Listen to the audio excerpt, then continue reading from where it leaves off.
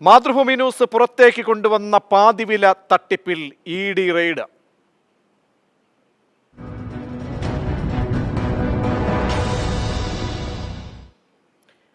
പാതിവില തട്ടിപ്പിലെ കള്ളപ്പണം തേടി ED raid. മുഖ്യപ്രതി അനന്തകൃഷ്ണനിൽ നിന്നും പണം കൈപ്പറ്റിയ ആനന്ദകുമാർ, ലാലി വിൻസെന്റ് എന്നിവരുടെ വീടുകളിലും ഓഫീസും ഉൾപ്പെടെ 12 കേന്ദ്രങ്ങളിലാണ് പരിശോധന തുടരുന്നത്. ബാലരാമപുരത്തും തട്ടിപ്പ് ഉണ്ടായിട്ടുണ്ട്. 57 കേസുകളും അവിടെ ഉണ്ട് എന്നുള്ളതാണ് പുറത്തേക്ക് വരുന്നത്. അങ്ങനെ പല രീതിയിലും പല വകുപ്പുകളിലുമൊക്കെ ആയിട്ട് ഈ പണം പിരിക്കുന്നു, പരാതി വരുന്നു. പരാതി ഇനി പോലീസ് കൂടുതലായി പരിശോധിക്കേണ്ട ഒരു സാഹചര്യം കൂടി വരികയാണ്. നമ്മോടൊപ്പം ഇപ്പോൾ അഡ്വക്കേറ്റ് ഷാജഹാൻ, ആക്ഷൻ കൗൺസിൽ കൊച്ചിയിൽ ഉള്ള അതിൻ്റെ അഭിഭാഷകൻ കൂടിയാണ്, അവരുടെ പരാതിക്കാരുടെ അഭിഭാഷകൻ കൂടിയാണ്. ശ്രീ ഷാജഹാൻ, ഇന്നിപ്പോൾ മാതൃഭൂമി ന്യൂസ് പുറത്തേക്ക് വിട്ട ആ വാർത്തയിൽ ED കൂടി പിടിമുറുക്കുന്ന, ED പരിശോധനകൾ നടത്തുന്നു. EDക്ക് അറിയാമല്ലോ, നമുക്കറിയാം കള്ളപ്പണവുമായി ബന്ധപ്പെട്ട എന്തെങ്കിലും എലമെൻ്റ് ഇതിൽ ഉണ്ടോ എന്നുള്ളതാണ് അവരെ സംബന്ധിച്ചോളം പ്രധാനപ്പെട്ട അവരുടെ ഈ പരിശോധനാ വിഷയം വരുന്നത്.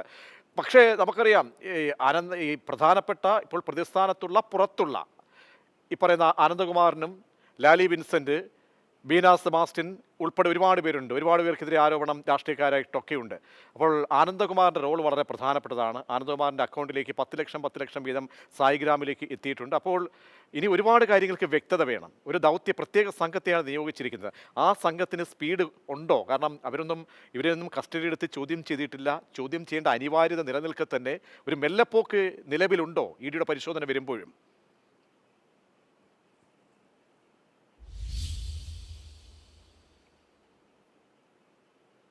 രീതിയിൽ എഫക്റ്റ് ചെയ്യുന്നുണ്ട്. കാരണം എന്ന് വെച്ചിട്ടുണ്ടെങ്കിൽ ഇത് ഈ പറവൂര് കഴിഞ്ഞ 5-ാം തീയതി തൊട്ട് പറവൂര് ഇന്ന് വരെ ഏകദേശം 1500ഓളം പരാതികൾ പോലീസ് സ്റ്റേഷനിൽ വന്നിട്ടുണ്ട്.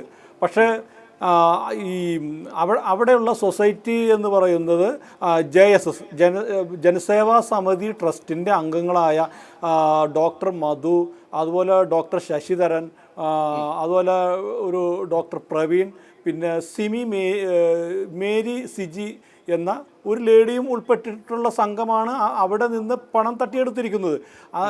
2000 വുമൺസ് ഓൺ വീൽസ് എന്ന് പറഞ്ഞുകൊണ്ട് 2400 പേരിൽ നിന്നും പണം നോർത്ത് പറവൂരിൽ നിന്നും മാത്രം തട്ടിയെടുത്തിരിക്കുന്നു.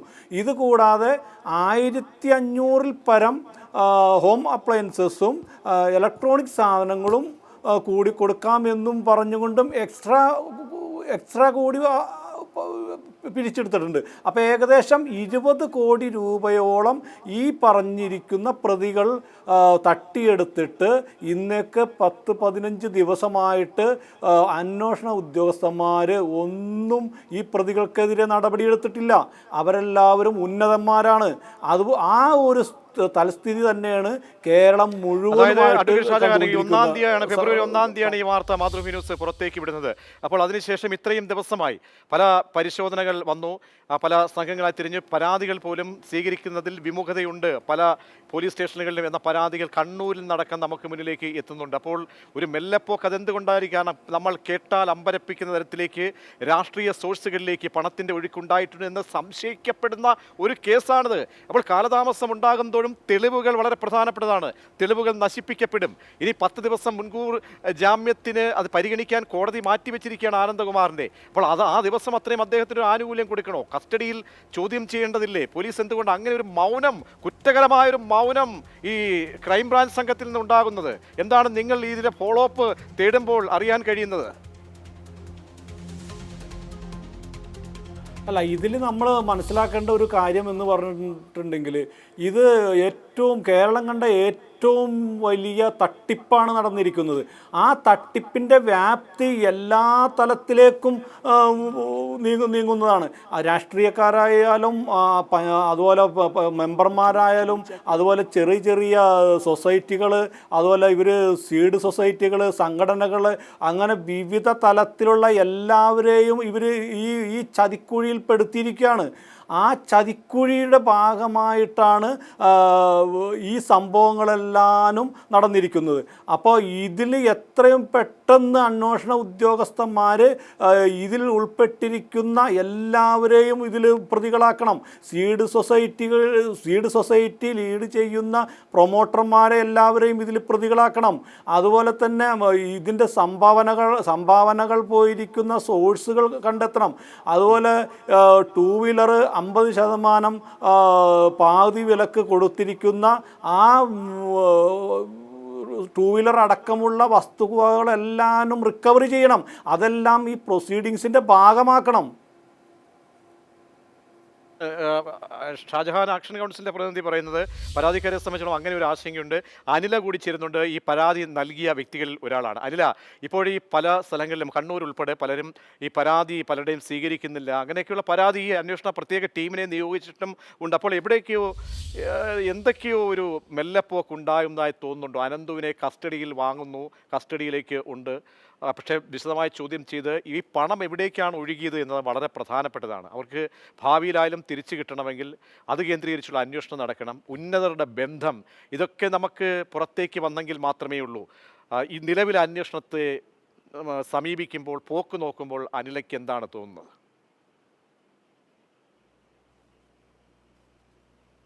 പ്രൊമോട്ടർമാർക്കെതിരെ ഇവരൊന്നും പരാതി എടുക്കുന്നില്ല.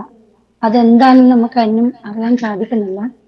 അതിനുവേണ്ടി നമ്മൾ ഇന്നലെ കണ്ണൂർ ജില്ലയിൽ മൊത്തം എല്ലാ ബ്ലോക്കിലും പഞ്ചായത്തിലെ ആൾക്കാർ വെച്ചിട്ട് ഒരു മാർച്ച് നടത്തിയിട്ടുണ്ട്. അപ്പം അതിനു വേണ്ടിയിട്ടാണ് നമ്മൾ ഇന്നലെ മാർച്ച് നടത്തിയത്. ഇതെന്താണ് ഇവർ കേസെടുക്കുന്നത്? നമ്മൾ പോയി, നമ്മൾ ടൗൺ പോലീസ് സ്റ്റേഷനിൽ പോയി നമ്മൾ CMന് പരാതി കൊടുത്തിട്ടുണ്ട്. അതിന്റെ റിസൾട്ട് അറിയാൻ വേണ്ടി പോയിട്ടുണ്ട്. അവരാരും വന്ന് അവിടെ എത്തിയിട്ടില്ല, പരാതി അവിടെ എത്തിയിട്ടില്ല എന്നാണ് പറയുന്നത്.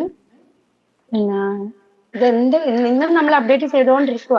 നമ്മൾ ഇതെന്താണ് ചെയ്യേണ്ടത്, ഇതിന് മുന്നോട്ട് എങ്ങനെയാ പോകേണ്ടതെന്നുള്ള ലെവലിലാണ് നിൽക്കുന്നത്. പരാതി ഇവരെടുക്കുന്നില്ല, അതെന്തുകൊണ്ട്? എല്ലാവരുടെ ക്വസ്റ്റ്യൻ അതാണ്. ഈ പ്രൊമോട്ടർമാർക്കെതിരെയാണ് നമ്മൾ പരാതി കൊടുക്കുന്നത്, അവരാ പരാതി എന്തുകൊണ്ട് എടുക്കാത്തത്? ഈ പ്രൊമോട്ടർമാരോടത്തൊക്കെ നേരത്തെ നിന്ന ആളുകൾ അവരൊക്കെ പറഞ്ഞുവല്ലോ, ഈ അനന്ത് പുറത്തേക്ക് വരട്ടെ, വരുമ്പോൾ ഈ പണമൊന്നും പോകില്ല, ചില സ്ഥലങ്ങളിലൊക്കെ വിനിയോഗിച്ചിട്ടുണ്ട്, പല സാധനങ്ങളും വാങ്ങാൻ വേണ്ടി കൊടുത്തിട്ടുള്ളതാണ്. ഇപ്പോൾ അതൊക്കെയാണ് അവർ നേരത്തെ പറഞ്ഞുകൊണ്ടിരുന്നത്. ഇപ്പോൾ ഇവരുമായിട്ടൊക്കെ ബന്ധപ്പെടുമ്പോൾ അവരെന്താണ് പറയുന്നത്? ഇപ്പം നമ്മൾ പ്രൊമോട്ടർമാരെ ബന്ധപ്പെട്ടിട്ടില്ല, ആരും ബന്ധപ്പെടുന്നില്ല. പക്ഷെ അവരിപ്പം കുറെ ആൾക്കാർ ഇപ്പം മെസ്സേജ് വിടുന്നുണ്ട്, നമ്മൾ തന്നെ പിന്നെ അവർ നോക്കിയിട്ട് നിങ്ങളെ പൈസ വാങ്ങിക്കാനാണ് നമ്മൾ ശ്രമിക്കുന്നതെന്ന് പറഞ്ഞിട്ട് ഇപ്പം മെസ്സേജ് വിട്ടോണ്ടിട്ടുണ്ട്. നമ്മളതൊന്നും ഇതാകുന്നില്ല. എന്താണ് ഇനി ഉള്ളത്? ഇനി നമ്മളിപ്പോൾ നമ്മളെ പ്രതിഷേധം എന്ന് വെച്ചാൽ, ഇനി ഈ പ്രൊമോട്ടർ DM ആയ രാജാമണിയുടെ വീട്ടിലേക്ക് നമ്മൾ പ്രതിഷേധം കൊണ്ട് പോവാം. എല്ലാവരും അവരവരെ വീടുകൾ, നമ്മളെ എത്തിച്ച അവരെ വീടുകളിലേക്ക് പ്രതിഷേധം നമ്മൾ നടത്തും. പിന്നെ വീടുകളിലേക്കാണ് നമ്മൾ പോകുന്നത്. ഇവിടുന്ന് നമുക്ക് പൈസ കിട്ടും, ഇവിടെ നമുക്ക് നീതി കിട്ടും, അവിടത്തേക്ക് നമ്മൾ മുന്നോട്ട് പോയിക്കൊണ്ടിരിക്കുക. നമ്മളിത് നിർത്തില്ല. എല്ലാവരും ഇപ്പൊ ഒരുപാട് ആൾക്കാർ നമ്മളെ വിളിച്ചോണ്ടിരിക്കുവാണ്. ഇനി അടുത്ത നടപടി എന്ത് വേണം എന്നുള്ളത് നമ്മൾ കേന്ദ്രത്തിലേക്ക് നമ്മൾ ഏതറ്റം വരെ നമ്മൾ പോകാൻ റെഡിയായിട്ട് നിൽക്കുന്ന. നിങ്ങൾക്ക് ഇപ്പോൾ കണക്ടിവിറ്റി ആരുമായിട്ടാണ് ഇത് ഈ സംബന്ധിച്ചൊക്കെ ആശയവിനിമയം നടത്താൻ, അല്ലെങ്കിൽ ഒരു കൃത്യമായൊരു മറുപടി അല്ലെങ്കിൽ ബോധ്യപ്പെടുത്താനുള്ള പ്രതീക്ഷയുള്ള? കാരണം ആനന്ദകുമാറിനെ പോലെയുള്ള ആളുകളാണ് ഇതിനകത്ത് ചുക്കാൻ പിടിച്ചത്. അപ്പോൾ പലയിടത്തും നിങ്ങളിലേക്കൊക്കെ ഏറ്റവും താഴെ ഉള്ള ആളുകളിലേക്ക് ഇതൊരു നെറ്റ്വർക്ക് പോലെയായിരുന്നില്ല. ഇംപ്ലിമെൻ്റ് ഏജൻസി ഒരുപാട് പേരെ ചുമതലപ്പെടുത്തി ഇംപ്ലിമെൻ്റ് ഏജൻസികളുണ്ടായിരുന്നു, ഒരുപാട് സംഘടനകളെ അതിനുവേണ്ടി ഉപയോഗിക്കുകയായിരുന്നു. അപ്പോൾ നിങ്ങൾക്ക് നിലവിൽ കമ്മ്യൂണിക്കേഷൻ ഉള്ളത് ആരോടാണ്? നമ്മൾക്ക് ഇതില് നമ്മൾ ഒരു രാഷ്ട്രീയം നമ്മൾ ഇതിൽ കൊണ്ടുവന്നിട്ടില്ല. നമ്മൾ ഒരു രാഷ്ട്രീയക്കാരും നമ്മൾ തേടി പോയിട്ടില്ല. നമ്മൾ ഒറ്റക്കെട്ടായി ഈ പറ്റിക്കപ്പെട്ട എല്ലാവരും, സ്ത്രീകളടക്കം അവരുടെ കുടുംബങ്ങളെല്ലാവരും ഒറ്റക്കെട്ടായിട്ട് നിൽക്കുക. നമ്മൾ ഒരു രാഷ്ട്രീയത്തിൽ നമ്മൾ തേടി പോകുന്നില്ല. നമ്മളെ ആര് സഹായിക്കുന്നു നമ്മൾ അവരെ കൂടെ നിൽക്കുന്നു നമ്മളിപ്പം പറഞ്ഞിട്ടുള്ളത്. പക്ഷെ ഇന്നുവരെ നമ്മൾ രാഷ്ട്രീയം നോക്കിയിട്ടില്ല. നമ്മൾ ഒറ്റക്കാണ് നമ്മളിത് ഇത്രയും കാലം മുന്നോട്ട് കൊണ്ടുപോയിട്ടുള്ളത്. അപ്പോൾ പണം കിട്ടുമെന്ന പ്രതീക്ഷയുണ്ടോ? കിട്ടും. നമ്മൾ പണം കിട്ടിയാൽ നമ്മൾ അടങ്ങുള്ളൂ. നമ്മൾ അത്രയും കഷ്ടപ്പെട്ടിട്ട് ഇന്നലെ ഓരോ ആൾക്കാർ പറയുന്നതിന് അയൽവക്കത്തിന് പണയം വെച്ചിട്ടാണ് നമ്മൾ പൈസ കൊടുത്തിട്ടുള്ളത്. ഒരു ക്യാൻസർ പേഷ്യന്റ്, ഇന്നലെ 4-5 ക്യാൻസർ പേഷ്യന്റാണ് നമ്മളെ കൂടെ വന്നിട്ടുള്ളത്. അവരൊക്കെ കാണുമ്പോൾ അത്രയും സങ്കടം തോന്നുന്നു. അവരെല്ലാം എന്ന് വിചാരിക്കുന്നത് അവര് ചെറിയ പാതി വിലക്ക് പൈസ വണ്ടി കിട്ടുമ്പോൾ അങ്ങനെ ഒരു ഇത് പ്രതീക്ഷിച്ചിട്ടാണ് അവര് മേടിക്കാം. മരുന്നിന് വെച്ച പൈസ എടുത്തിട്ടാണ് അവർക്ക് അത്രയും ഒരു വിശ്വാസത്തിലാണ് ഈ പൈസ എല്ലാം കൊടുത്തിട്ടുള്ളത്. പഞ്ചായത്ത് തലത്തിൽ നിന്നാണ് ഇങ്ങനെ ഒരു മെസ്സേജ് കണ്ടിട്ടാണ് നമ്മൾ ചെയ്തത്. പിന്നെ വലിയ വലിയ ആൾക്കാർ MP, MLA അവരൊക്കെയാണ് ഉദ്ഘാടനം ചെയ്തിട്ടുള്ളത്. ആ ഒരു വിശ്വാസത്തിലാണ് നമ്മൾ ഈ പൈസ അടച്ചിട്ടുള്ളത്. അപ്പൊ അവർക്ക് ആ പൈസ തിരിച്ചു കിട്ടിയേ മതിയാവും. അതാണ് നമ്മൾ ഒറ്റ വാശി. പൈസ തിരിച്ചു കിട്ടണം. കിട്ടുന്ന ഒരു ഏതറ്റം വരെ നമ്മൾ പോകാൻ റെഡിയാണ്. തീർച്ചയായും നമ്മൾ നമ്മൾ അധ്വാനിച്ച മുന്നോട്ട് പൈസയാണ് അനില, നമ്മൾ അധ്വാനിച്ച അധ്വാനിച്ച പൈസ പൈസയാണ്, നമ്മൾ വിയർപ്പ് പൊടിഞ്ഞ പൈസയാണ്. അത് വല്ലവനും കൊണ്ടുപോയി അത് അനുഭവിക്കേണ്ടതല്ല പൈസ. അപ്പോൾ ഒരുപാട് പേര് സംശയിക്കുന്നുണ്ട്. ഒരുപാട് രാഷ്ട്രീയ നേതാക്കൾ ഈ സംശയത്തിൻ്റെ നിഴലിലേക്ക് തെളിവുകൾ അടക്കം പുറത്തേക്ക് വന്നിട്ടും ഇതിലൊന്നും ഒരു ഗൗരവം കാട്ടുന്നില്ല. പാവപ്പെട്ടവൻ്റെ പാവങ്ങളുടെ പൈസ ഇത് ഒരു 10-18 ദിവസമാവുന്ന മാതൃഭൂമി ന്യൂസ് ഈ വാർത്ത പുറത്തേക്ക് വിട്ടിട്ട് ഇപ്പോഴും ഇങ്ങനെ അനങ്ങാപ്പാറ നയം സ്വീകരിക്കുന്നു. ആനന്ദകുമാർ ആർത്തുല്ലസിച്ച വീട്ടിലിരിക്കുന്നു. മറ്റു രീതിയിൽ എന്താ പറയുക, ഈ പരാതിപ്പെട്ട ആളുകൾ അവരെ നെട്ടോട്ടം ഓടിക്കുകയാണ് പോലീസ്. പരാതി ഒരു FIR ഇടാൻ പോലും പരാതിക്കാരിൽ നിന്നും വാങ്ങാൻ പോലും പോലീസ് സംവിധാനത്തിന് കഴിയുന്നില്ലെങ്കിൽ എവിടേക്കെയോ എന്തൊക്കെയോ സംശയങ്ങൾ പൊതുജനത്തിന് ഉണ്ടാകുന്നുണ്ട്. ED അടക്കം നടത്തുന്ന ഈ പരിശോധനകളിൽ വലിയ പ്രതീക്ഷയുണ്ട്. അങ്ങനെ പാതിവില തട്ടിപ്പിൽ ഇനി എന്തൊക്കെ പുറത്തേക്ക് വരാനുണ്ട് പരിശോധിക്കുകയാണ്. അഡ്വക്കേറ്റ് ഷാജഹാൻ ആക്ഷൻ കൗൺസിൽ പ്രതിനിധിയുണ്ട്. ശ്രീ ഷാജഹാൻ, ഇപ്പോൾ പരാതിക്കാരുടെയൊക്കെ തന്നെ മൊഴി രേഖപ്പെടുത്തിയ ശേഷമാണ് ED ഈ പ്രധാനപ്പെട്ട ആളുകളുടെ ലാലി വിൽസന്റെ അടക്കം ആനന്ദകുമാറിൻ്റെയൊക്കെ വീട്ടിലേക്ക് പരിശോധന നടത്തുന്നത്. അപ്പോൾ കഴമ്പെന്ത് പ്രഥമ ദൃഷ്ടിയ ചില പൊരുത്തക്കേടുകൾ EDയും സംശയിക്കുന്നുണ്ടോ? ഇവരൊക്കെ പറയുന്നുള്ളൂ, ഇവരൊക്കെ ഒരു ഇരവാദമാണ് ഉയർത്തുന്നത്. ഞങ്ങൾക്കൊന്നും അറിഞ്ഞില്ല, ലാലി വിൻസെൻ്റ് കൈമലർത്തുകയാണ്, ലാലി വിൻസെൻ്റ് ഇതൊന്നും അറിയത്തില്ല, പക്ഷേ നിയമോപദേശം കൊടുത്തു, ഇത്രയും തുക അക്കൗണ്ടിലേക്ക് വക്കീൽ ഫീസായിട്ടാണ് എന്ന് പറയുന്നു വന്നിരിക്കുന്നു. അതേപോലെ തന്നെ ആനന്ദകുമാറും ഒരു ഇരവാദം പറയുകയാണ്, ഞാനൊന്നും അറിഞ്ഞില്ല, എൻ്റെ അക്കൗണ്ട് എൻ്റെ സായിഗ്രാമിലേക്ക് വന്ന പൈസയ്ക്കെല്ലാം കണക്കുണ്ടെന്ന്. പക്ഷേ ഇവരൊക്കെ കൈമലർത്തുമ്പോൾ ഇവിടെ പെട്ടുപോകുന്ന ഒരുപാട് പാവപ്പെട്ടവരുണ്ട്. അവർ ആയിരക്കണക്കിന് പേരാണ്. അവരുടെ പരാതി പോലും ഗൗനിക്കുന്നില്ലെങ്കിൽ ഇവർ ഈ പണം വന്ന വഴി ഉന്നത ബന്ധം അത് പുറത്തേക്ക് വരുമോ ശ്രീ ഷാജഹാൻ? തീർച്ചയായിട്ടും ഇതിലെ ഇരവാദം ആരും ഉയർത്തിയിട്ട് കാര്യമില്ല. കാരണം ഇവിടെ ഇരവാദം ഉയർത്തി രക്ഷപ്പെടാമെന്ന് ആരും വിചാരിച്ചിട്ട് കാര്യമില്ല. ഇതിൽ ലാലി വിൻസെൻ്റ് പറയുന്നത്, ലാലി വിൻസെൻ്റ് അഭിഭാഷകയാണ്, അവരുടെ ഫീസാണ് വാങ്ങിച്ചിരിക്കുന്നത് എന്നാണ് പറയുന്നത്. 5 കൊല്ലമായിട്ട് അവർ ഫീസ് വാങ്ങിച്ച വകയിലാണ് ഈ പൈസ വന്നിരിക്കുന്നതെന്നാണ് പറയുന്നത്. അത് എന്തായാലും അന്വേഷണ ഉദ്യോഗസ്ഥന്മാർ കണ്ടെത്തേണ്ടതുണ്ട്. അതുകൂടാതെ മറ്റുള്ള രീതിയിൽ ഇതിൽ ഇടപെട്ടിരിക്കുന്ന ആരായാലും ഇരവാദം ഉയർത്തി ആർക്കും രക്ഷപ്പെടാൻ സാധിക്കില്ല. കാരണം ഇവരുടെ എല്ലാവരുടെയും ഡയറക്റ്റ് ഇൻവോൾവ്മെൻറ്റ് ഇതിൽ പ്രഥമ ദൃഷ്ടിയ കാണുന്നുണ്ട്.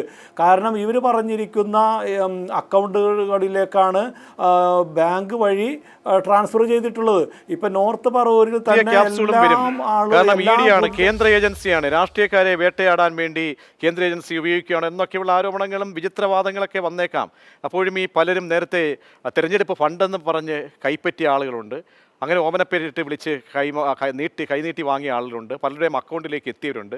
അന്ന് അതെന്തതിൻ്റെ തട്ടിപ്പാണെന്ന് അറിഞ്ഞില്ല, ഇന്നിപ്പോൾ തട്ടിപ്പാണെന്ന് അറിയുന്നു എന്നൊക്കെയുള്ള വാദങ്ങളൊക്കെ നമ്മൾ വിചിത്രമായി കേട്ടുകൊണ്ടേയിരിക്കുകയാണ്. അപ്പോൾ ഇതിന് ഒരു പോംവഴി ഉണ്ടാകണം. ഇത്ര പരാതി, അതായത് എന്താണ്, അഫിഡവിറ്റ് കൊടുത്തേക്കുന്നത് ഈ അന്വേഷണ ഏജൻസി തന്നെയാണ്. കേരള സർക്കാർ തന്നെ, അഭിഭാഷകൻ എന്താണ് പറഞ്ഞിരിക്കുന്നത്, കേരളം കണ്ട ഏറ്റവും വലിയ തട്ടിപ്പാണ് ഇത് എന്ന് അവർക്ക് തന്നെ ബോധ്യമുള്ള ഒരു കേസിൽ എന്തിനാണ് ഈ മെല്ലപ്പോക്ക്?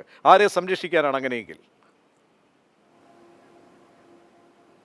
അല്ല, മെല്ലെ പോകാൻ പാടില്ല. അതായത് ഈ പൊതുജനങ്ങളിൽ നിന്നും തട്ടിയെടുത്തിരിക്കുന്ന പണം ആരെല്ലാമാണോ, ആരുടെയൊക്കെ കൈകളിലേക്കാണോ ഈ പണം എത്തിയിട്ടുള്ളത് അതെല്ലാം കണ്ടുപിടിക്കണം.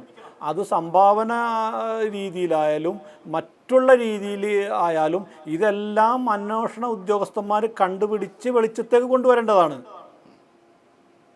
തീർച്ചയായും അതാണ് ഷാജഹാൻ. എന്തായാലും മാതൃഭൂമി ന്യൂസ് ഈ മാസം 1-ാം തീയതി, അന്ന് ഷാജഹാനും ഈ ചർച്ചയിൽ പങ്കെടുത്ത വ്യക്തിയാണ്. ഷാജഹാനും അറിയാമല്ലോ, നമ്മൾ ഓരോ ആളുകളുടെയും പരാതിക്കാരെ കണ്ട് അവരെയൊക്കെ തന്നെ ഈ ചർച്ചകളിലെ ഭാഗമാക്കുകയും, ആദ്യ പരാതി പ്രമീള നൽകിയ പരാതിയായിരുന്നു. ആ പരാതിയിൽ മേലായിരുന്നു അറസ്റ്റൊക്കെ ഉണ്ടാകുന്നത്. അങ്ങനെ ഫോളോ അപ്പ് ചെയ്ത് മാതൃഭൂമി ന്യൂസ് ഇങ്ങനെ കൊണ്ടുപോകുന്ന സമയത്താണ് ഇന്നിപ്പോൾ ED കൂടി ഈ കേസിൽ പരിശോധനയ്ക്ക് വരുന്നത്. അവിടെയാണ് ഈ മെല്ലപ്പോക്ക് അന്വേഷണ സംഘത്തിൻ്റെ ഭാഗത്തു നിന്നും ഉണ്ടാകുന്ന. ആനന്ദകുമാറിന് ഇങ്ങനെ സൗകര്യമായി വിഹരിക്കാൻ എങ്ങനെ കഴിയുന്നു? വളരെ പ്രധാനപ്പെട്ട ചോദ്യങ്ങളാണ്. അതിഥികളിലേക്ക് എത്താം അതിവേഗം. തിരികെ ഒരു ഇടവേള എടുത്ത ശേഷം ചർച്ചയിലേക്ക് തിരികെ പരാതിക്കാരി അനിലയിലേക്ക്. അനില, ജില്ലയിൽ എത്രത്തോളം ആളുകളുടെ പരാതി രേഖപ്പെടുത്തിയിട്ടുണ്ട്, പോലീസ് എടുത്തിട്ടുണ്ട്? ഇനിയും നിൽക്കുന്ന ആളുകൾ പറയുന്നത് ഞങ്ങളുടെ പരാതി സ്വീകരിക്കാൻ പോലീസ് തയ്യാറാകുന്നില്ല. അതിനെന്ത് മറുപടിയാണ് പോലീസ് പറയുന്നത്? അങ്ങനെ എന്തെങ്കിലും മറുപടി നൽകുന്നുണ്ടോ? മറുപടി ഇതുവരെ ഒന്നും പറഞ്ഞില്ല. നമുക്ക് ചോദിച്ചുകൊണ്ടിരിക്കുന്നുണ്ട്. കമ്മറിന് പരാതി എടുക്കുന്നുണ്ട്, കേസ് എടുത്തിട്ടുണ്ട് എന്ന് പറഞ്ഞു. പിന്നെ നമ്മൾ ടൗൺ പോലീസ് സ്റ്റേഷനിൽ പോയ സമയം രാജാവിന് അവിടെ ഇരിക്കുന്നുണ്ടായിരുന്നു. അപ്പം നമ്മളവിടെ പോയി ചോദിച്ചു. നമ്മള് പിന്നെ മുകളിലേക്ക് പരാതി പോയിട്ടുണ്ട്. ടീമിന് പോയ പരാതി എന്തായാലും അവർ അന്വേഷിച്ച് നമ്മളവിടെ വന്നതാണ്. അവര് പറഞ്ഞു അവർക്ക് എത്തിയിട്ടില്ല എന്ന് പറഞ്ഞു. നമുക്ക് കുറച്ച് മെസ്സേജ് വന്നിട്ടുണ്ട് അവിടെ എത്തിയിട്ടുള്ള കാര്യം. പക്ഷെ അവരൊന്നും ഇല്ലാന്ന് പറഞ്ഞിട്ടുണ്ട്. ഇപ്പൊ ആദ്യം പോലീസ് സ്റ്റേഷനിൽ വിളിച്ചിട്ട് പോയിട്ടുണ്ട്. നമ്മളെ കുറച്ച് കുട്ടികളെ അടുത്തേക്ക് പോയിട്ടുണ്ട്. എന്നാലും വിവരങ്ങൾ അറിയുന്നു. അവിടെ നിങ്ങൾ നമ്മൾ ആക്ഷൻ നോട്ട്സ് ഇൻഡിവിജ്വൽ ആയിട്ട് രൂപീകരിച്ചോ? പരാതി ആക്ഷൻ കൊടുക്കാനും നോട്ട്സ് രൂപീകരിച്ചോ? ഇല്ല. മറ്റന്നാള് നാഷണൽ കമ്മിറ്റി രൂപീകരിക്കാൻ നോക്കുന്നുണ്ട്. അപ്പോൾ ഈ പ്രതിഷേധങ്ങളൊക്കെ അതിന് പുറമെയാണ് നടത്തുന്നതല്ലേ പ്രതിഷേധങ്ങളൊക്കെ? കാരണം ഒരുപാട് അതെ പേരുടെ അതെ. അപ്പോൾ ഒരു കാര്യം കൂടി ആക്ഷൻ ഇപ്പോൾ കമ്മിറ്റി ഒരു കാര്യം കൂടി കാരണം ആക്ഷൻ പലരെയും ഈ വെട്ടിലേക്ക് വീഴ്ത്തിയത് എങ്ങനെയാണ്? നേരത്തെ നമ്മൾ പറഞ്ഞതുപോലെ വീട്ടുപകരണങ്ങളും പാതിവില സ്കൂട്ടറുകൾ മറ്റ് പദ്ധതികളുടെയൊക്കെ ഭാഗമാക്കുക ഇതൊക്കെയായിരുന്നുവല്ലോ. അപ്പോൾ അവിടെയാണോ ഈ പറയുന്ന പ്രൊമോട്ടർമാർ അവരെയാണോ ഈ ഇംപ്ലിമെൻ്റ് ഏജന്റുമാരായി മാറ്റിയത്? അവർക്ക് മറ്റെന്തെങ്കിലും പ്രത്യേകിച്ച് ഈ പറയുന്ന കമ്മീഷനോ മറ്റോ ഉണ്ടായിരുന്നോ? കമ്മീഷൻ അവർക്കുണ്ട്. ഇതിന് പുറമെ നമുക്ക് 1500 രൂപ നമ്മൾ എക്സ്ട്രാ കൊടുക്കുന്നുണ്ട്. അത് പ്രൊമോട്ടർമാർക്കുള്ള ക്യാഷാണെന്നാണ് പറഞ്ഞത്. പിന്നെ ഒരു വണ്ടി വാങ്ങുമ്പോൾ 500 രൂപ നമ്മൾ കൊടുക്കുന്നുണ്ട്. അതിന് പുറമെ നമ്മളെ ഇതിന്റെ രജിസ്ട്രേഷൻ ഫീസ് 320. അതല്ലാതെ വേറൊരു ക്യാഷ് അവർ കിട്ടുന്നില്ല എന്ന് നമ്മോട് പറയുന്നത്. ഈ കിട്ടുന്ന പൈസയേ ഉള്ളൂ എന്നാണ് നമ്മോട് പറഞ്ഞിട്ടുള്ളത്. എന്താന്നുള്ള സത്യാവസ്ഥ നമുക്ക് എന്ന് പറഞ്ഞൂടെ. ഇപ്പൊ നമുക്ക് ഇത്രയും ദിവസങ്ങളായിട്ട് ഈ പ്രൊമോട്ടർ നമ്മളെ സമീപിച്ചില്ല. അതാണ് ഒന്നാമത്തെ ഡൗട്ട് തോന്നുന്നത് നമുക്ക്. അവർക്ക് നല്ലൊരു തുക കിട്ടാതെ അവരിക്കലും മുന്നോട്ട് പോവില്ല എന്നാണ് എല്ലാവരും സംശയം. തീർച്ചയായും എന്തായാലും ഫോളോ അപ്പ് വേണം. വലിയ തട്ടിപ്പാണ്, കേരളം കണ്ട തട്ടിപ്പാണ്. അത് ഒരാളിലേക്ക് മാത്രം നിൽക്കാൻ പാടില്ല. രാഷ്ട്രീയമായിട്ടുള്ള ആരോപണങ്ങൾ കൂടി വരുന്നുണ്ട്. ഇപ്പോൾ സുമേഷ് അച്യുതൻ കോൺഗ്രസ് നേതാവ് നമ്മോടൊപ്പം ചേരുന്നുണ്ട്. ശ്രീ സുമേഷ് അച്യുതൻ, ഇപ്പോൾ മന്ത്രി കൃഷ്ണൻകുട്ടിയുടെ അസിസ്റ്റന്റ് പ്രൈവറ്റ് സെക്രട്ടറിക്കെതിരെ ഗുരുതരമായ ആരോപണമാണ് നിങ്ങളടക്കം ഉയർത്തിയിരിക്കുന്നത്. നിങ്ങൾ ഇപ്പോൾ നേരത്തെ അസിസ്റ്റന്റ് പ്രൈവറ്റ് സെക്രട്ടറി മാതൃഭൂമി ന്യൂസിനോട് സംസാരിച്ചപ്പോൾ ആരോപണങ്ങളെല്ലാം അദ്ദേഹം തള്ളുകയാണ്. രാഷ്ട്രീയ പ്രേരിതമാണ് ഈ ആരോപണങ്ങൾ എന്നുള്ളതാണ്. നിങ്ങൾക്കിത് സമർത്ഥിക്കാൻ തരത്തിലേക്ക് നിങ്ങളുടെ മുന്നിൽ എന്ത് തെളിവാണുള്ളത്? ഈ സീഡ് സംഘടന ഇദ്ദേഹത്തിൻ്റെ പേരിലാണ് രൂപീകരിച്ചത് ജില്ലയിൽ. അവിടെ അങ്ങനെയാണ് പല രീതിയിലും ആളുകളുടെ പണം പോയത്. പലരെയും സാധാരണക്കാരൊക്കെ ഇതിൻ്റെ പരിധിയിലേക്ക് വന്നു. ഇതിനൊക്കെ ഈ മന്ത്രിയുടെ ഓഫീസ് കേന്ദ്രീകരിച്ച് ഏതെങ്കിലും തരത്തിലുള്ള റോൾ ഉണ്ടായിരുന്നോ? അതോ രാഷ്ട്രീയത്തിൻ്റെ പേരിൽ മാത്രമുള്ള ആരോപണമാണോ ഇത്? അദ്ദേഹത്തിന്റെ സ്റ്റേറ്റ്മെന്റ് ഞാൻ കേട്ടിരുന്നു. മന്ത്രിയുടെ ഒരു പേഴ്സണൽ സ്റ്റാഫിൽപ്പെട്ട അസിസ്റ്റന്റ് പ്രൈവറ്റ് സെക്രട്ടറി ആയിട്ടുള്ള ഒരു വ്യക്തി അദ്ദേഹത്തിന്റെ വീട്ടിന്റെ അഡ്രസ്സ് ഒരു NGO രജിസ്റ്റർ ചെയ്യണമെന്ന് ആവശ്യപ്പെട്ടപ്പോൾ അത് കൊടുത്തു.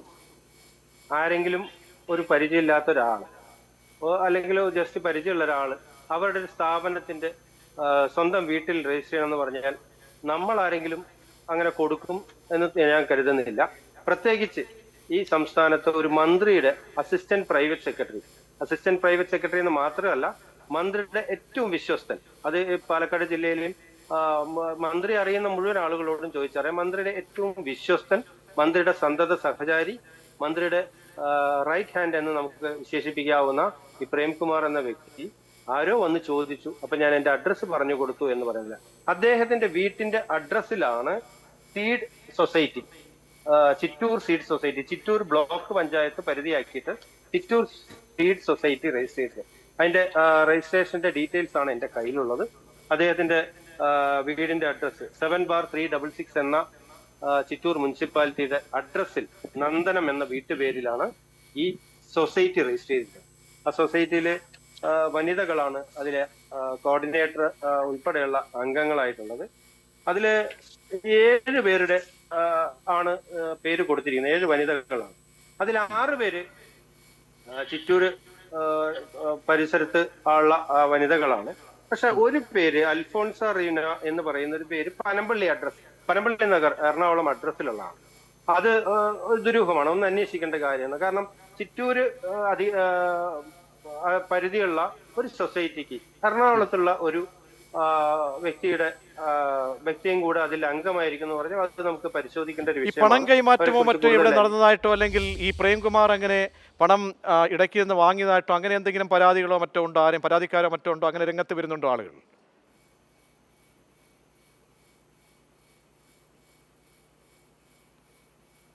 ശ്രീ സുമേഷ്,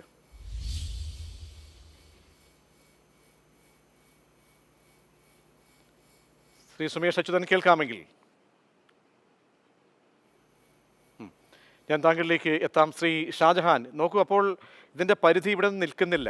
പല രാഷ്ട്രീയ ആളുകളും വരികയാണ്. ഇപ്പോൾ ബാലരാമപുരത്തൊടുവിലായി മാതൃഭൂമി ന്യൂസ് അല്പസമയം മുമ്പ് ബ്രേക്ക് ചെയ്ത വാർത്ത, അതിലും അവിടുത്തെ പഞ്ചായത്ത് പ്രസിഡന്റിനെതിരെ ആരോപണം വരുന്നു. അദ്ദേഹം ഇടനിലക്കാരിൽ നിന്ന് പണം കൈപ്പറ്റിയിരിക്കുന്നു. അപ്പോൾ ഈ പണത്തിൻ്റെ വരവ് പോക്ക് അത് അറിയണം. ധാരൊക്കെയാണ് ഇതിൻ്റെ ഭാഗമായി നിന്നത്. അവരുടെ റോള് വളരെ പ്രധാനപ്പെട്ടതല്ലേ? ഇപ്പോൾ ഞാനൊന്നും അറിഞ്ഞില്ലേ, എല്ലാം ഈ പറയുന്ന അനന്തു കൃഷ്ണനിലേക്ക് കൊണ്ട് മാത്രം വയ്ക്കുകയാണ്. അപ്പോൾ ഇവരൊക്കെ റൂട്ടുകളായി നിന്നു, ഇവരൊക്കെ ശിഖരങ്ങളായി നിന്നു. അപ്പോൾ ഇവർക്കൊക്കെ ഒരു ഉത്തരവാദിത്തമില്ലേ? ഇപ്പോൾ മന്ത്രിയുടെ കാര്യം ഓഫീസുമായി ബന്ധപ്പെട്ട് പറഞ്ഞുവല്ലോ, അവിടുത്തെ PA പറയുന്നു. അപ്പോൾ PAയുടെ പേരിലാണ് ഈ സീഡ് സൊസൈറ്റി രജിസ്റ്റർ ചെയ്തിരിക്കുന്നത്. അതിൻ്റെ തെളിവുകളാണ് ഇപ്പോൾ കോൺഗ്രസ് പുറത്തേക്ക് വരുന്നത്. അപ്പോൾ നമ്മൾ പറഞ്ഞ് ഇതുവരെ കണ്ടതിനും അപ്പുറത്തേക്ക് അന്വേഷണം നീങ്ങിയേ പറ്റുകയുള്ളൂ. അന്വേഷണത്തിൻ്റെ രീതി ഇതല്ല, ഫാസ്റ്റ് ആകണം. അങ്ങനെ എന്തൊക്കെ പരാതികൾ നമുക്ക് കാണാൻ കഴിയുന്നുണ്ട് ഈ ഘട്ടത്തിൽ?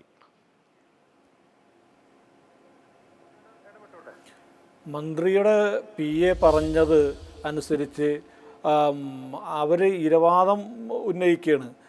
ഇതിലെ റൂട്ടായിട്ട് നിന്നിരിക്കുന്ന എല്ലാവരും ഇതിലെ പ്രതികളാവണം. അവരെല്ലാവരെയും പ്രതിയാക്കി കേസെടുക്കണം. സീഡ് സൊസൈറ്റിക്കാരായാലും പഞ്ചായത്ത് മെമ്പർമാരായാലും സൊസൈറ്റി മെമ്പർമാരായാലും ഏജൻറ്റുകളായാലും അതുപോലെ തന്നെ ഈ അക്ഷയ വഴി ഇവരുടെ ഈ തട്ടിപ്പ് അക്ഷയ വഴി കൊണ്ടു നടന്നിട്ടുണ്ട്. കുറേ അക്ഷയക്കാരെ ഇതിൽ ഉൾപ്പെടുത്തിയിട്ടുണ്ട്. അപ്പോൾ അവരൊക്കെ അതിൽ കമ്മീഷൻ വാങ്ങിയിട്ടുണ്ടെങ്കിൽ അവരെല്ലാവരും ഇതിൻ്റെ ഭാഗമൊക്കെയാണ്. അപ്പോൾ ഈ അന്വേഷണ ഉദ്യോഗസ്ഥന്മാർ ഗ്രാസ് റൂട്ട് തൊട്ട് ഇതിന്റെ അവിടെയാണ് ശ്രീ ഷാജഹാൻ ഇപ്പോൾ മന്ത്രി കൃഷ്ണൻകുട്ടിയെ ടെലിഫോൺ ലൈനിൽ ബന്ധപ്പെട്ടു. അതുകൂടി പ്രേക്ഷകരെ അറിയിക്കുകയാണ്. മന്ത്രി പ്രതികരിക്കാൻ തയ്യാറല്ല. പക്ഷേ അദ്ദേഹം പറയുന്നത് എന്താണ്, ഒരു അന്വേഷണം നടക്കുകയില്ലേ, അദ്ദേഹത്തിൻ്റെ PAയുടെ പേര് ദുരുപയോഗം ചെയ്തു എന്നുള്ളതാണ്. ആ പേര് ദുരുപയോഗം ചെയ്തു, അതാണ് ഇങ്ങനെ നടത്തിയത്. പക്ഷേ ഒരുപാട് ആളുകൾ, സ്ത്രീകളൊക്കെ, വീട്ടമ്മമാർ പറയുന്നുണ്ട്, ഇദ്ദേഹത്തെ ഓഫീസിൽ വെച്ചാണ് അവിടെ വന്നതും കണ്ടതും ഇതിൻ്റെ ഇടപാടുകൾ നടന്നതും എന്നൊക്കെ. ആരെ നമ്മൾ വിശ്വസിക്കണം, ആരെ അവിശ്വസിക്കണം എന്നുള്ള രീതിയിലാണ്. ഈ പാവങ്ങൾക്കൊക്കെ ഇങ്ങനെ പറയേണ്ടതുണ്ടോ, ഇങ്ങനെ പറഞ്ഞ് ആരെങ്കിലും കുറിച്ച് പറയേണ്ടതുണ്ടോ എന്ന് നമ്മൾ ചിന്തിച്ചു പോകും. അപ്പോൾ ഇതിലൊക്കെ ഒരു വ്യക്തത വേണ്ടത് എങ്ങനെയാണ് ശ്രീ ഷാജഹാൻ? പണം നഷ്ടപ്പെട്ട ഇരകൾ പറയുന്നതാണ് നമ്മൾ വിശ്വസിക്കേണ്ടത്. അതല്ലാതെ ഈ തട്ടിപ്പിന് കൂട്ടുനിന്ന് ഈ തട്ടിപ്പിന് സൗകര്യം ഒരുക്കി കൊടുത്ത ആളുകൾ പറയുന്നതല്ല നമ്മൾ വിശ്വസിക്കേണ്ടത്. പാവപ്പെട്ട അമ്മമാർ, പാവപ്പെട്ട സഹോദരിമാരുടെ പണമാണ് നഷ്ടപ്പെട്ടിരിക്കുന്നത്. അവരുടെ ചോര നീരാക്കി പല രീതിയിലും അവർ സമ്പാദിച്ച പണമാണ് ഇവർ തട്ടിയെടുത്തിരിക്കുന്നത്. ഈ പണം തട്ടിയെടുക്കാൻ സൗകര്യമൊരുക്കി കൊടുത്തത് ആരൊക്കെയാണോ, അത് രാഷ്ട്രീയക്കാരായാലും സാമൂഹ്യ പ്രവർത്തകരായാലും അല്ലാത്തവരായാലും ഇവരെല്ലാവരും ഇതിന് ഉത്തരവാദികളാണ്. അവരെല്ലാവരും ഈ തട്ടിപ്പിൻ്റെ ഭാഗമാണ്.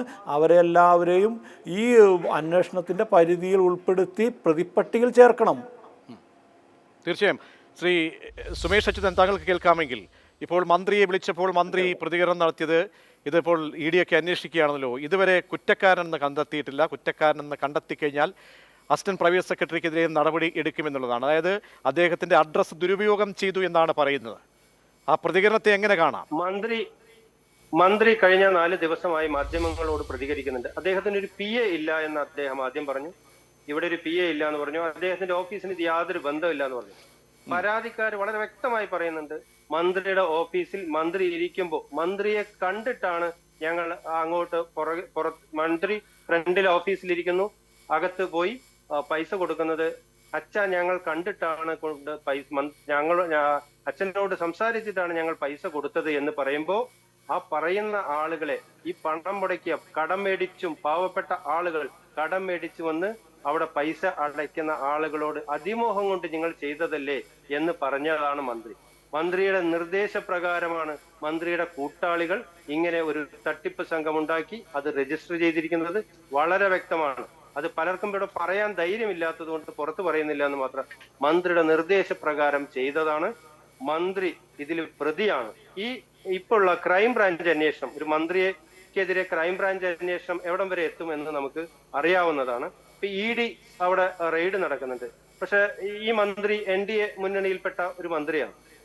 NDA മുന്നണിയിലെ ഒരു പാർട്ടിയിൽപ്പെട്ട മന്ത്രി ആയതുകൊണ്ട് ആ പാർട്ടിയിലെ ഒരു മന്ത്രിക്കെതിരെ ED ഒരു അന്വേഷണം ഉണ്ടാവില്ല എന്ന് തന്നെയാണ് ഞാൻ വിശ്വസിക്കുന്നത്. അതുകൊണ്ട് ഇത് മറ്റൊരു ഏജൻസി, ഇനിയിപ്പോ സംസ്ഥാന സർക്കാരിനെയും കേന്ദ്ര സർക്കാരിനെയും അല്ലാതെ ഒരു ഏജൻസി, പിന്നെ നമുക്കാകെ വിശ്വസിക്കാൻ പറ്റുന്നത് ജുഡീഷ്യറിയാണ്. ഒരു ജുഡീഷ്യൽ അന്വേഷണം വേണം. ഇതൊരു ചെറിയ തട്ടിപ്പല്ല, വളരെ പ്ലാൻ ചെയ്ത് കഴിഞ്ഞ ജൂലൈ മാസം 10-ാം തീയതിയാണ് ഈ പേഴ്സണൽ സെക്രട്ടറിയുടെ അഡ്രസ്സിൽ ഒരു സൊസൈറ്റി രജിസ്റ്റർ ചെയ്തത്. ആ സൊസൈറ്റി രജിസ്റ്റർ ചെയ്ത് മന്ത്രിയുടെ സാന്നിധ്യത്തിൽ മന്ത്രിയുടെ നിർദ്ദേശപ്രകാരം അവിടെ ആയിരക്കണക്കിന് ആളുകളുടെ, പാവപ്പെട്ട സ്ത്രീകളുടെ പണം കളക്ട് ചെയ്തിട്ട് ഇപ്പോ ഞങ്ങൾക്ക് ഇതൊന്നും അറിയില്ല എന്ന് പറയുന്നത്, അതൊക്കെ വിശ്വസിക്കാൻ കേരള സമൂഹത്തിന് ബുദ്ധിമുട്ടാണ്. പിന്നെ മന്ത്രിയുടെ ഒരു പ്രൈവറ്റ് സെക്രട്ടറി ഒരു അഡ്രസ്സ് ആരോ വന്ന് ചോദിച്ചു, അപ്പൊ ഞാൻ കൊടുത്തു എന്നൊക്കെ വളരെ ലാഘവത്തോടെ പറയുന്നത് കേരള സമൂഹം വിശ്വസിക്കുമെന്ന് ഞാൻ വളരെ പ്ലാൻ. സുമേഷ് അച്യുതൻ, ഇതൊക്കെ നമുക്ക് കേൾക്കുമ്പോൾ അമ്പരപ്പ് തോന്നുന്നതാണ്. എല്ലാവരും ഇപ്പോൾ ഇരകളായി മാറുകയാണ്. ഇതിൽ പ്രതി ഇപ്പോൾ ഈ പറയുന്ന അനന്തുവിലേക്ക് മാത്രമാകുന്നു. അങ്ങനെ പണം കായ്ക്കുന്ന ഒരു മരമായി ഇത് മാറി. അതിലൊക്കെ തന്നെ കുലുക്കിയ ഒരുപാട് പേരുണ്ട്. അങ്ങനെ അതിൽ നിന്ന് തറയെ വീണ കോടികളൊക്കെ അത് പാവങ്ങളുടെ വിയർപ്പിൻ്റെയും കണ്ണീരിൻ്റെയും ഉപ്പതിലുണ്ട് എന്ന് ദയവായി ഈ മന്ത്രിമാരുൾപ്പെടെ അല്ലെങ്കിൽ പ്രൈവറ്റ് സെക്രട്ടറി ഉൾപ്പെടെയൊക്കെ മനസ്സിലാക്കി നിഷ്പക്ഷമായ ഒരു അന്വേഷണം നടത്തുക. കൈകൾ ശുദ്ധമാണെങ്കിൽ നമുക്ക് അതിനുള്ള അവസരമാണല്ലോ, അത് തെളിയിക്കാനുള്ള അവസരമാണല്ലോ. അപ്പോൾ കാര്യങ്ങൾ ആ നിലയ്ക്കാണ് പോകേണ്ടത്. അനിൽ, അവസാനമായി പറഞ്ഞു കേട്ടല്ലോ, ഇപ്പോൾ പുറത്തേക്ക് വരുന്ന കാര്യങ്ങളൊക്കെ കേൾക്കുമ്പോൾ അമ്പരപ്പ് തോന്നുന്നു. കാരണം നമ്മൾ ഈ ഫെബ്രുവരി മാസം 1-ാം തീയതി ബിനിൽ കൊച്ചിയിൽ നിന്നും ഈ വാർത്ത റിപ്പോർട്ട് ചെയ്യുമ്പോൾ ഒരു ചെറിയ ഒരു കണിക മാത്രമായിരുന്നു. കണിക എന്ന് പറയുമ്പോൾ അത് 100 കോടിയോളമായിരുന്നു ആ പരിധി ഈ തട്ടിപ്പിൻ്റെ. പിന്നീട് ദിവസങ്ങൾ 18 പിന്നിട്ടിരിക്കുന്നു. കോടികളാണ് പാവപ്പെട്ടവർ കിട്ടാനുള്ളത്. അപ്പോൾ അതിൽ നിഷ്പക്ഷമായി പാവങ്ങളുടെ പണം തിരികെ നൽകണം. അതിന് ഈ അന്വേഷണം മതിയാകുമോ? പണങ്ങൾ എവിടേക്ക് പോയി, ഒഴുകി, ആരൊക്കെ ഇത് തിന്നു, വിഴുങ്ങി, ഇതെല്ലാം അറിയണം. അപ്പോൾ നിലവിലെ അന്വേഷണം തൃപ്തികരമല്ല എന്ന് നേരത്തെ സുമേഷ് അച്യുതൻ പറഞ്ഞു തന്നെയാണോ പരാതിക്കാർക്കുമുള്ളത്?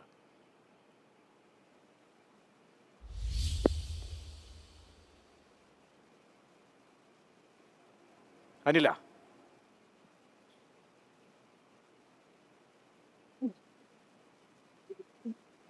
കേൾക്കാമോ?